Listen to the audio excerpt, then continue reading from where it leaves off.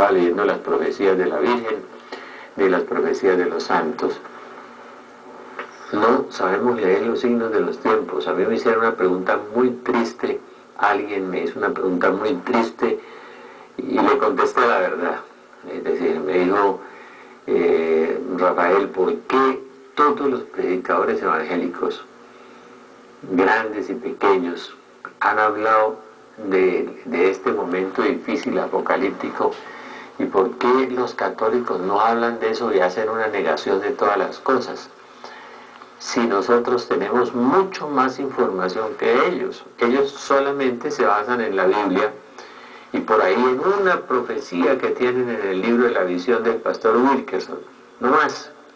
Nosotros tenemos centenares de profecías, desde San Irineo de León, desde la Didache, ¿no? Desde los grandes santos como San Vicente Ferrer, San Juan Bosco, el Padre Pío, San Nilo. Tenemos apariciones de la Virgen, tenemos místicos, tenemos todo que nos apuntan y nos hablan de los signos de los tiempos para hoy, aquí y ahora, en este momento. Todos. Los carismáticos también, pero no hablamos de los carismáticos porque a nosotros no nos creen. Pero de todas maneras a los santos, a los místicos, a la Virgen, ¿por qué no le creen? Y concuerdan con la Sagrada Escritura.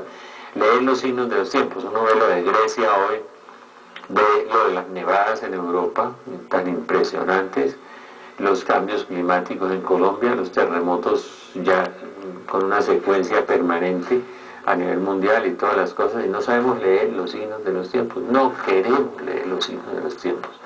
Pues me dijo mi amigo, bueno, ¿y qué? Le dije, pues no, yo tengo un libro sobre profecías bíblicas donde están las opiniones de los papas. Hay 8 papas que opinaron lo mismo que yo opino. Y yo opino, o mejor, yo opino lo mismo que opinaron los papas. Juan Pablo II era uno de ellos, que opinaron de que los signos de los tiempos eran claros y que los tiempos eran inminentes. Son tan claras, Señor, las señales de tu venida, decía el Papa Pío XII. Y todos, entonces nos van a decir, hipócritas, ustedes, ¿por qué no saben leer los signos de los tiempos? Miren la confusión de Colombia, la locura de Colombia, el caos de Colombia, la injusticia, ¿no? Yo miraba estos días lo que estaban haciendo con el comisionado de paz y yo no creía, pues, decir, la infamia, ese es el muro de la infamia, de la injusticia. Y uno decía, pero bueno, pues esto cómo sucede, ¿no? Con las evidencias a favor de él, pero no, lo quieren hundir y lo quieren hundir, es una venganza. Entonces viene, lo que está pasando es lo que dice el profeta Isaías, al bien lo llamarán mal y al mal lo llamarán bien. A mí me angustia cuando veo esas cosas, veo inocentes que van a la cárcel y digo, pues, ¿qué es lo que está pasando? La crisis de los sacerdotes, la crisis de la iglesia, el Estado colombiano que ya se nos está desmoronando nuevamente por todas partes. También iremos a colapsar en cualquier momento, tendremos muchas calamidades en Colombia, muchas dificultades y muchas cosas por el orgullo, por la soberbia, por el pecado, porque hemos sembrado el mal y vamos a cosechar mucho mal. No, Colombia no va a ser un faro de luz, Colombia no va a ser para el resto del mundo un testimonio y un ejemplo. Colombia es un antitestimonio terrible para el mundo, ¿no? El colapso de la justicia, la iniquidad, el desequilibrio social. Cada día estamos en situaciones peores, ¿no?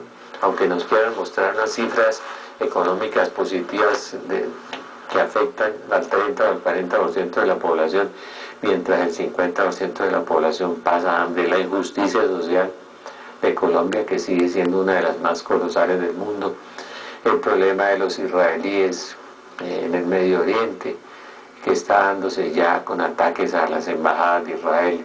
Israel dará una respuesta y dará una respuesta militar. El problema de Siria, los 5.400 muertos que lleva la represión en Siria al borde de una guerra civil. Las posiciones a veces erróneas y absurdas que tenemos con relación a nuestros vecinos. Se nos olvida la historia, tenemos una pésima memoria, como el tirano de Cuba trató a los católicos en los primeros 30 o 40 años de su gobierno, metiéndolos en las cárceles y dándoles psicotrópicos, cerrando las puertas con llave, dejándolos morir adentro. Miles de católicos, yo no sé si fueron 500.000 las personas afectadas por las cárceles cubanas, y el tirano sigue mandando con sueldos de $18 al mes a los médicos, con me contaban 3 sacerdotes, siervos del Espíritu Santo.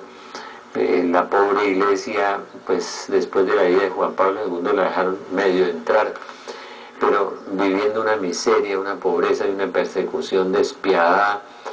Bueno, es una cosa, y nosotros no solamente aceptando esa tiranía y aceptando ese maltrato que le están dando a nuestra gente y le siguen dando, sino que queremos integrarlos en el contexto del ALBA y de un montón de cosas que hay ahora, de una falsa diplomacia hipócrita además por todas partes. Es decir, terminaremos distanciándonos de las personas que nos ayudan, que nos apoyan, y terminaremos como unos parias a nivel mundial, porque ese es el contexto inclusive de gente de iglesia. Pues uno dice, pero pues, no han leído historia, no saben historia, revisen la historia, miren la historia, miren a nuestros pobres hermanos que están en todas partes del mundo, los cubanos, perseguidos en una forma despiadada, cruel, y asesinados por todas partes.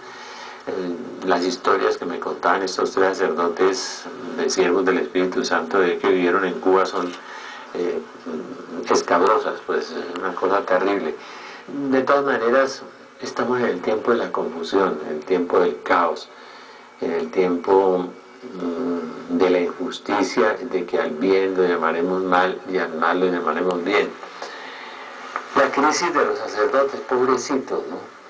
A mí me parece que de verdad en una sociedad, como decía el arzobispo, erotizada, en una sociedad depravada, que las mujeres se caracterizarán por el desvergonzado modo de vestir, decía la Virgen de la Salet en 1846, y hoy se forran para mostrar su cuerpo realmente, y el desvergonzado modo de vestir y el estilo provocativo de los cabellos, decía la Virgen de la Salet. ¿Cómo no miramos esas profecías como la Salet? ¿Cómo no las atendemos? ¿Cómo no las creemos? Yo me pregunto, cuando uno puede confrontarlas contra la realidad de ver que se están cumpliendo literalmente al milímetro, ¿no? Exactamente. Es decir, estamos viendo una sociedad descompuesta, en descomposición aceleradamente, y estamos viendo el mundo, la misma crisis dentro de la iglesia. Y déjenme hablar de eso un poquito.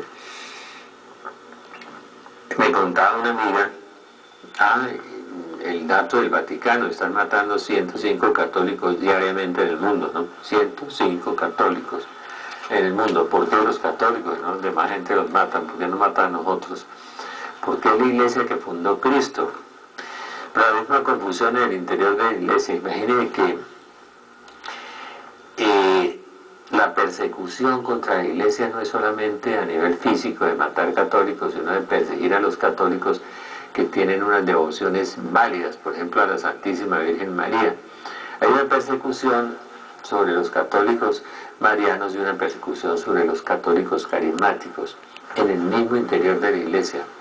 Me contaba una amiguita que era muy mariana porque su mamá rezaba el rosario y que era muy piadosa, que se fue para una famosa institución que hay en Colombia, muy nombrada, que tiene emisoras, donde arrancó la renovación carismática en Bogotá, y allá le dijeron que no imágenes, no rosario, no Virgen María, no, empezaron la desmontada. Pero eso no es lo más grave.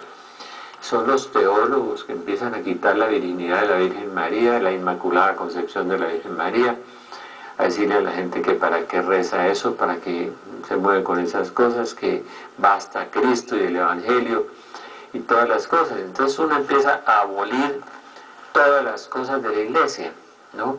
El dogma de la Inmaculada Concepción. O sea, estos teólogos abolieron el dogma de la Inmaculada Concepción con una teoría teológica humana y diabólica, porque eso es diabólico, y fueron quitando el dogma de la Inmaculada Concepción. La